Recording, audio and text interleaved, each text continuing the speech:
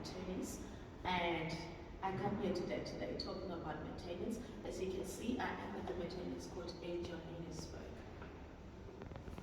One thing I would like to advise you is, should you get a maintenance enforcement order which requests you to come to court, please do not ignore that, because if you do ignore that, a warrant of arrest will be issued against your name, just like what happened to one of my client's ex-husband today.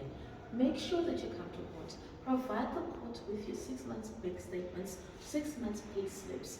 You do not have to give it to the maintenance officer straight. You can come consult with us, and then we will sit down with you and go through your statement of accounts, your bank statements, your pay slips, expenses of the children, and help you with how to structure everything for the court before the court date. However, ignoring coming to the maintenance court is nothing that helps, because they will get you arrested or they will give an order in your absence. That will be the enforcement order, and after that your spouse will be liable and will be able to go apply for default judgment, emolument order, or garnishing order against your salary. To avoid that, contact us today on 073 63 56 922.